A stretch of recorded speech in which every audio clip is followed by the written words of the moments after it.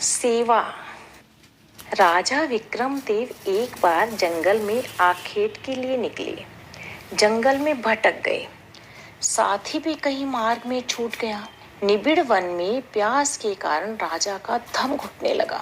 कहीं पानी दिखाई नहीं दे रहा था। सामने एक पर्ण कुटी पर दृष्टि पड़ी।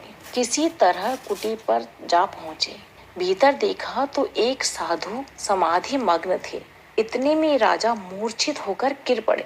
मूर्छा दूर हुई तो महाराज विक्रमदेव ने देखा वही संत उनका मुंह धो रहे हैं तथा पंखा झल रहे हैं। होश में आते ही संत ने राजा को पानी पिलाया। राजा ने विस्मयवश पूछा, आपने मेरे लिए समाधि क्यों भंग की? अपनी उपासना क्यों बंद कर दी? संत मधुर वाणी में बोले, वत्स, भगवान की इच्छा है कि उनके संसार में कोई भी दुखी न रहे। उनकी इच्छा की पूर्ति आवश्यक है। दूसरों की सेवा से ही उपासना फलवती होती है। अखंड ज्योति, नवंबर सन 2003। करोड़ों की संपदा।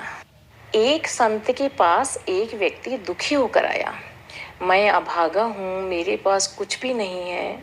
ऐसा जीवन जीने से तो अच्छा है स्वयं को समाप्त कर लिया जाए।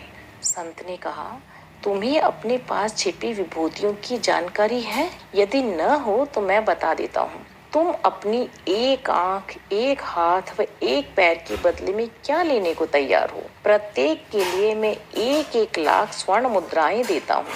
व्यक्ति बोला, भगवान, ये तो मैं नहीं दे सकता। इनके बिना मैं जीऊंगा कैसे?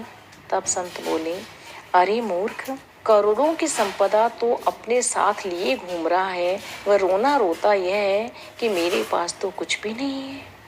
अखंड ज्योति, नवंबर सन 2003। चमत्कारी परिवर्तन। एक बार महात्मा बुद्ध के पास एक धनपति आए। वैभव का साम्राज्य चारों ओर था, पर वे अंदर से एक बहुत बड़ा अभाव अनुभव करते। अपनी यही व्यथा उन्होंने भगवान बुद्ध को सुनाई। भगवान बुद्ध ने कहा, आपने जीवन में कर्म व श्रम को तो महत्व दिया, पर भावना को नहीं। सत्संग, कथा श्रवण इत्यादि से तो विचारों को पोषण भर मिलता है। अंदर की शुष्कता कम करने के लिए सबको स्नेह दीजिए। अनाथों, निर्धनों के बीच जाइए। उन्हें स्वावलंबी बन सकने योग्य सहायता कीजिए। अपना शरीर श्रम भी जितना इस पुण्य कार्य में लगा सके लगाइए।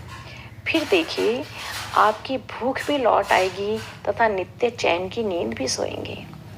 सेठ जी ने ऐसा ही किया। वह चमत्कारी परिवर्तन ने उन्हें जो शांति प्रसन्नता दी वह पहले कभी नहीं मिली थी। अखंड ज्योति, नवंबर सन 2003।